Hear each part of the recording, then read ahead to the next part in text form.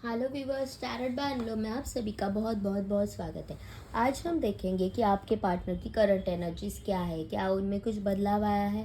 तो आइए शुरू करते हैं अपना रीडिंग। और रीडिंग को स्टार्ट करने से पहले मैं जैसे कि हमेशा कहती हूँ कि ये रीडिंग मैं नहीं तो खुद यूनिवर्स आपके लिए लेके आता है। तो से thank you to the universe, thank you universe, thank you universe, thank you universe.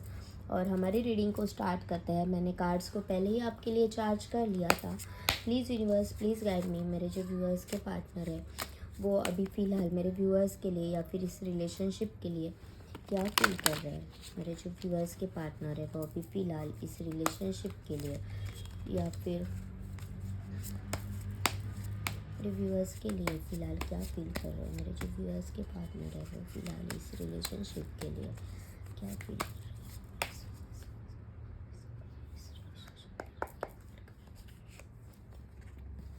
तो 4 ऑफ कप्स, ये एनर्जीज हमेशा निकल के आ रही है 4 ऑफ कप्स की। पेज ऑफ कप्स के कार्ड्स सब निकल के आ रहे हैं। उनकी एनर्जीज बहुत हाई है, बहुत इमोशंस है। 3 of wands, the table,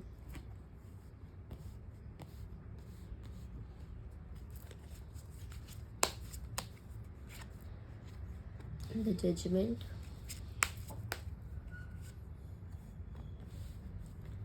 5 of swords. ये जजमेंट का कार्ड जैसे ही निकल के आया ना, मुझे ऐसे लगा कि उनको ऐसे लग रहा है ना कि मुझे मेरे कर्मा की कर्मा की पनिशमेंट मिल रही है, या फिर कर्मा एक सही ढंग में एक जस्टिस कर रहा है आपके साथ। ऐसा उनको लग रहा है। उनको ऐसे लग रहा है कि जो भी मैंने किया था वो सब मुझे मिल रहा है। अगर उन्होंने पहले आपको इग्नोर किया था तो अभी आप उनके साथ वैसे बिहेव कर रही है, और उनको लग रहा है कि अभी जो मैंने किया था ना वही सब मेरे पास आ रहा है। ऐसे एकदम सडनली मुझे मतलब वैसा वो फीलिंग आया। जैसे ही जजमेंट का कार्ड आया तो मुझे एक सिक्स सेंस जैसा बोलता है ना, वैसे एक इंट्यूशन आया। तो वह मैंने इमीडिएटली बता दिया कि बाद में मैं भूल ना जाऊँ। द टॉवर और द हायरोफेंट। ओके,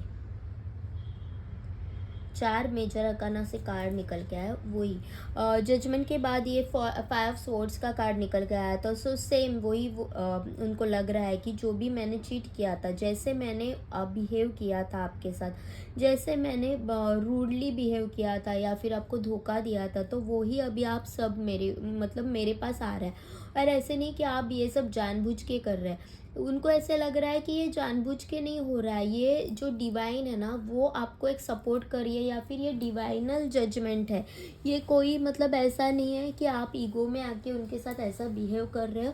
नहीं, बिल्कुल नहीं। आप ईगो में आके बिहेव कर रहे हो ऐसा उनको बिल्कुल नहीं लग रहा है। उनको ऐसे लग रहा है कि ये खुद यूनिवर्स मेरे साथ मतलब आपके साथ जजमेंट कर रहा है। खुद यूनिवर्स मुझे एक पनिशमेंट दे रहा है, क्योंकि आप में वो कभी स्ट्रेंथ थी ही नहीं। आप में वो स्ट्रेंथ कभी थी नहीं कि आप उनसे दूर हो पाओ। आप उनकी हर गलती सर आंखों पे रखते थे, हर गलती को माफ़ कर देते थे। ऐसे वाले आप इंसान थे। लेकिन अभी जो आप में जो स्ट्रेंथ आ गई है ना वो कुछ अलग ही है, कुछ अजीब ही है। उन्होंने कभी देखा ही नहीं था। मतलब जब ये इंसान टूट के आपके पास आता होगा कि नहीं मुझे तुम्हारी ज़रूरत है, तो आप आपका सब सेल्फ रिस्पेक्ट जो भी है, ईगो, सेल्फ रिस्पेक्ट जो भी है, वो साइड में रख के आप उनके तरफ दौड़े चले जाते थे कि रिलेशन ही तो है, मैं नहीं माफ़ करूँगी तो और कौन करेगा। मेरा ही तो बंदा है, मेरी ही तो बंदी है, तो इसको मैं नहीं माफ़ करूँगी तो और कौन करेगा। इसको मैं हेल्प नहीं करूँगी तो और कौन करेगा। ऐसे आपकी पहले सोच थी। लेकिन अभी फ़िलहाल आप जिस तरह से रूड बने हुए हैं, रूड नहीं कह सकते, लेकिन जो सेल्फ रिस्पेक्ट आप में आ गया है, आपको समझ में आ रहा है कि नहीं बस अभी बहुत हो गया, इसके आगे और मैं नहीं कर पाऊँगी या फिर और मैं नहीं कर पाऊँगा। तो उनको ऐसे लग रहा है कि नहीं ये तो ना मतलब मेरे कर्मा कर्मा का हिसाब हो रहा है, और खुद डिवाइन ये ले रहा है, आप नहीं ले रहे हो। खुद डिवाइन मुझे ये दे रहा है। वो आपके साथ बात करना चाह रहे हैं। लेकिन जब भी आप मतलब जब भी वो आपके पास आते हैं तब उनको ऐसे लगता है कि मतलब आप तलवारी निकाल लेते हो। ऐसे हो गया। वो आपको भुला नहीं पा रहे हैं। आपको भुलाना it's highly impossible for them. मतलब आप उनके प्यार थे, नो डाउट वो आपसे प्यार करते थे, लेकिन फिर भी उन्होंने जो बिहेव किया वो काफ़ी इमेच्योरली बिहेव किया। उन्होंने आपको ना टेकन फॉर ग्रांटेड रखा था। उनको ऐसे लग रहा था कि मतलब आपको जिस प्रकार से रखा जाए उस प्रकार में आप ढल जाते हो। तो आपके लिए ज़्यादा टाइम देने की या फिर ज़्यादा एफर्ट्स लेने की कोई ज़रूरत नहीं है। इसके लिए वो उनका सारा टाइम उनके काम को हो सकता है या फिर अदर पर्सन्स को हो सकता है। अगर उनके लाइफ में थर्ड पार्टी है तो उनको इम्पोर्टेंस दे रहे थे, उनके फैमिली को इम्पोर्टेंस दे रहे थे, उनके काम को, उनके फ्रेंड्स को इम्पोर्टेंस दे रहे थे।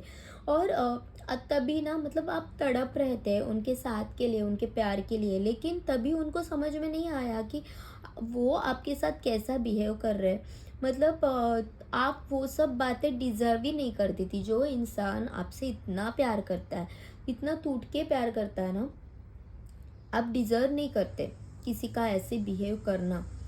और उनको वो समझ में नहीं आ रहा था। वो इतने इमैच्योरली उन्होंने आपको हैंडल किया है। इनफैक्ट ये पर्सन काफ़ी मैच्योर्ड है इमोशनली। क्योंकि कभी कभी ऐसा है ना कि कुछ हालात भी ऐसे नहीं है कि गुस्सा हो जाओ, लेकिन थोड़ी सी किसी ने कुछ बात कर दी, थोड़ी सी उनको किसी ने कुछ अपनी गलती दिखा दी, तो ये नाराज़ होके बैठ जाते हैं। मतलब इनका ऐसा है कि छोड़ो मुझे बात ही नहीं करना है, छोड़ो मुझे मतलब अभी ब्रेकअप हो गया या फिर अभी मुझे तुमसे बात नहीं करनी है। अगर आप कॉल भी कर देते होगे तो भी आप वो कॉल नहीं उठाएंगे, या फिर उठाएंगे तो भी आपसे झगड़ा कर लेंगे। या फिर आपने मैसेज किया तो मैसेज देख के भी मतलब अनदेखा कर देना। ऐसे सब उनकी हालात थी। आप है ना अपना प्यार दे रहे थे उनको, लेकिन they were not enough to handle that emotions, to handle that मतलब वो प्यार, वो लव हैंडल करने की उनकी मतलब उतनी मैच्योरिटी नहीं थी। तो it was a divine blessing, लेकिन वो समझ नहीं पाए कि आपका प्यार किस लेवल का है, क्योंकि वो इंसान ही उस काबिल नहीं था। वो ऐसा नहीं है कि ये इंसान बुरा है, लेकिन इमेच्योरिटी जो है ना वो इतनी इतनी ज़्यादा है ना उनमें कि उनको समझ में नहीं आ रहा है कि अपने लिए क्या सही है क्या बुरा है। हम किसी को हर्ट तो नहीं कर रहे अपने इस एटीट्यूड से। फटाक से झूठ बोल देना, फटाक से कुछ भी काम कर देना, ऐसे सब उनकी उनकी आदतें रही होगी। अभी फ़िलहाल वो आपके साथ बात करना चाहते हैं, क्योंकि वो है ना बहुत इम्पेशेंट हो रहा है। वो आपके लिए बहुत मतलब डिज़ायर्ड पैशनेट फीलिंग कर रहे हैं। बहुत फिज़िकली डिज़ायर्ड है उनकी आपके लिए। और वो ऐसा भी हो सकता है कि वो अभी फ़िलहाल किसी नशे का सहारा ले रहे हैं।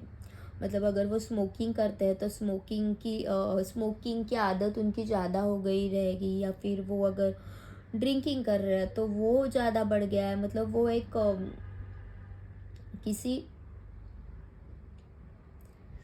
किसी बुरी चीज़ की किसी बुरी आदतों का सहारा ले रहे हैं आपको भुलाने के लिए। ओके, और एट द सेम टाइम वो आपके लिए बहुत पैशनेट भी फील कर रहे हैं। उनको ऐसे लग रहा है कि इस रिलेशनशिप में अभी टावर मोमेंट आया हुआ है, और ये रिलेशनशिप सही होना ना के बराबर है, ऐसा उनको लग रहा है। फिर भी वो भी आपकी तरह आप जैसे टैरो रीडिंग कर रहे हैं, या फिर जैसे कि मतलब कुछ भी आप अगर मेडिटेशन और वो ये सब कर रहे हैं, तो वो भी ऐसे कुछ किसी चीज़ का सहारा ले सकते हैं, या फिर किसी को कंसल्ट कर रहे हैं, किसी बड़े को जो मतलब इस मामले में जानकारी रखता हो, कि एस्ट्रोलॉजर हो सकता है या फिर टैरो रीडर हो सकता है। तो उनसे वो बातें कर रहे हैं, उनसे वो सलाह मशवरा कर रहे हैं कि why this connection is so strong, मैं क्यों इस व्यक्ति को भुला नहीं पा रहा हूँ। ऐसी कौन सी बात है कि जो मैं इसको भुला नहीं पा रहा हूँ। और वो आपकी इन्फॉर्मेशन भी कहीं कहीं से निकाल रहे हो सकते हैं। वो इंस्टाग्राम पे या फिर फेसबुक पे आपको स्टॉकिंग कर रहे हैं, आपकी इन्फॉर्मेशन निकाल रहे हैं, या फिर कहीं पे उनके कॉमन फ्रेंड्स है तो उनसे निकाल रहे हो सकते हैं। ये सब चीज़ें मुझे यहाँ पे दिख रही है। और देखते हैं, प्लीज़ डिवाइन प्लीज़ गाइड मी, मेरे जो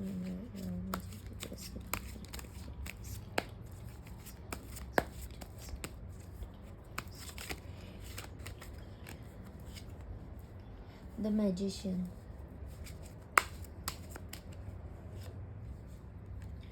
four of pentacles, S of pentacles,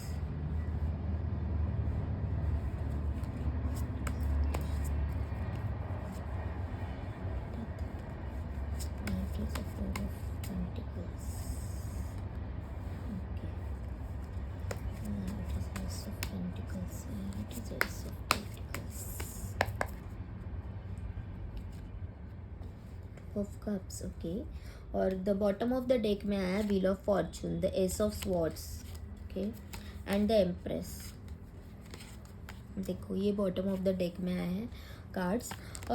तो जो अभी जो साइकिल है, जैसे मैंने पहले भी कहा था कि जो भी अभी चल रहा था वैसे वो सब उल्टा पड़ रहा है, उनके ऊपर वो सब उल्टा पड़ रहा है। मतलब अगर उनकी एनर्जी ऐसी थी कि आपको निगलेक्ट करना है, तो अभी आपकी एनर्जी ऐसी हो रही है। मतलब पहले आप चेजर थे तो आप अभी वो चेजर हो गया, वो आपको चेज कर रहे हैं, ऐसा मुझे यहाँ पे लग रहा है। अभी आप उनसे दूर भाग रहे हैं और वो आपके पीछे पीछे आ रहे हैं, ऐसा मुझे यहाँ पे लग रहा है। वह इट इज़ अ मैजिशियन को डिफाइन किया है द डेथ ने।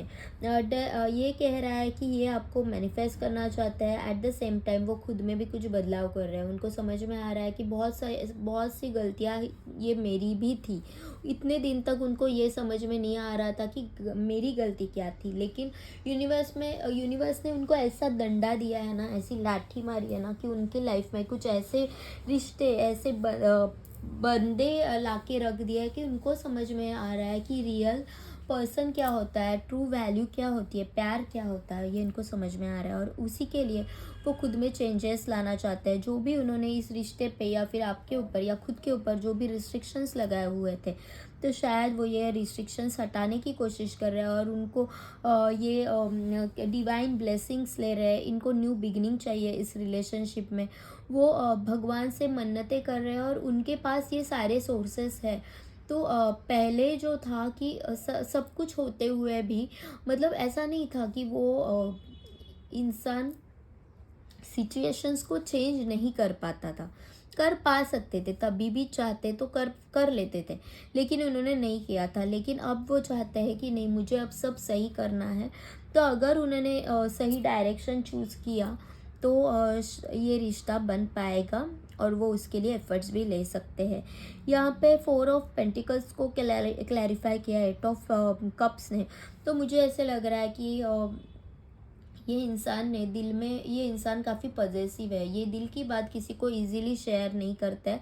और जो भी है ना, वो काफ़ी पजेसिव हो जाते हैं। मतलब उनका ऐसा है कि जो मेरा है वो मेरा ही रहेगा, मुझे ये भी नहीं छोड़ना है, वो भी नहीं छोड़ना है। वो उनको ना, मतलब एक पजेसिव बहुत हो जाता है किसी भी रिश्ते के लिए, किसी भी इंसान के लिए। और अभी फ़िलहाल जो आपका जो एटीट्यूड है उनके लिए, आप जो उनको निगलेक्ट कर रहे हैं, उनको जो इग्नोर कर रहे हैं, तो वो काफ़ी अभी परेशान है और वो आपसे गुस्सा होके, नाराज़ होके चले गए हैं। लेकिन ये गुस्सा, नाराज़गी बहुत दिन तक नहीं रहने वाली। उनको पता है कि इस जैसा इंसान मुझे इस जन्म में क्या, अगले 100 जन्म में भी नहीं मिल सकता। ऐसा प्यार जो आपने उनको दिया है, वो प्यार मुझे फिर से किसी और से नहीं मिल सकता। तो वो शायद खुद की तलाश में भी निकले हैं, खुद को तलाश कर रहे हैं कि मुझ में क्या गलती हुई थी। लेकिन एट द सेम टाइम वो आपके ऊपर भी गुस्सा है, क्योंकि जो उनकी इमेच्योरिटी है वो एकदम सडनली फटाक से तो नहीं जाएगी ना। तो वो आपसे एट द सेम टाइम नाराज़ भी है। और ये जो पर्सन है वो काफ़ी करियर ओरिएंटेड हो सकता है, और मतलब एक थोड़ा मटेरियलिस्टिक इंसान भी हो सकता है, डोमिनेटिंग इंसान है ये पर्सन काफ़ी।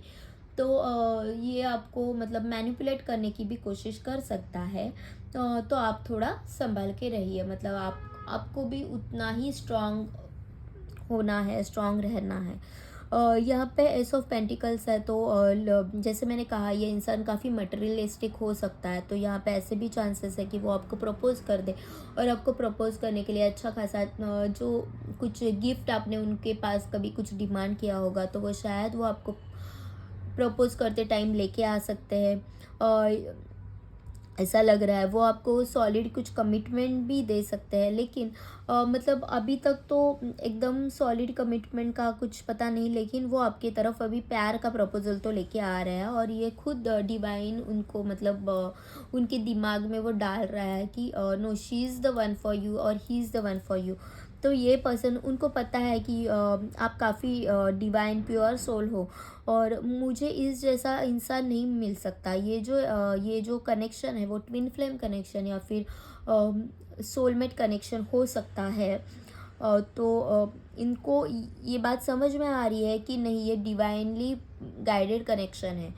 ये कनेक्शन कोई सादा नहीं है, कोई नॉर्मल जो रिलेशनशिप्स उनके जो पहले बने हुए थे वैसा ये रिलेशनशिप नहीं है। इस रिलेशनशिप में कुछ खास है, तो इसी के लिए ये व्हील ऑफ फॉर्चून अभी घूम रहा है, ये उल्टा चल रहा है, क्योंकि वो आपको साथ लाना चाहते हैं। डिवाइन खुद चाहते हैं कि आप ये साइकिल कंप्लीट हो और आप दोनों साथ में आ जाओ, या फिर उनको उनकी गलतियों का एहसास हो। ऐसा खुद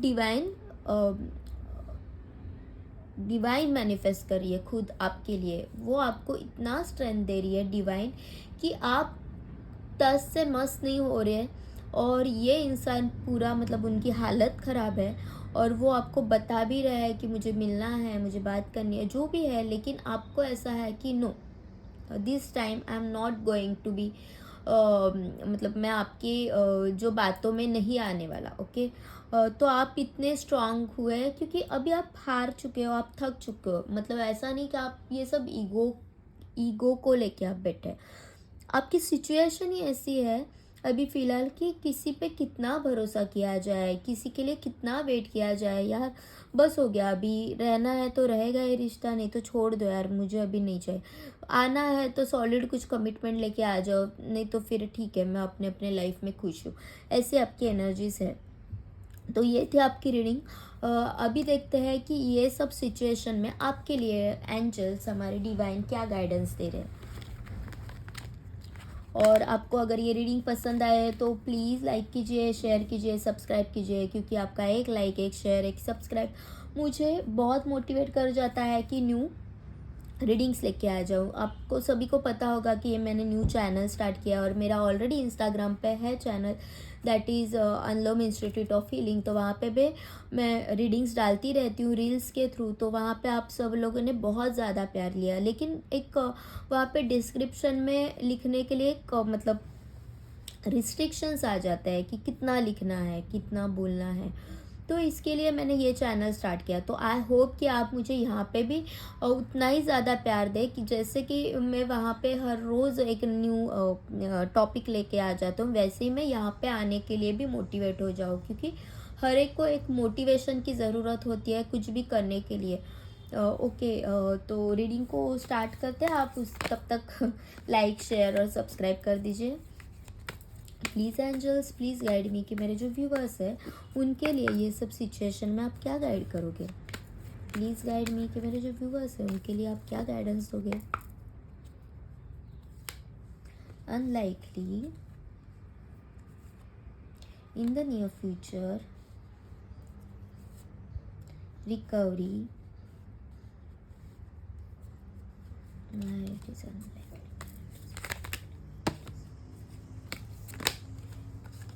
opportunity,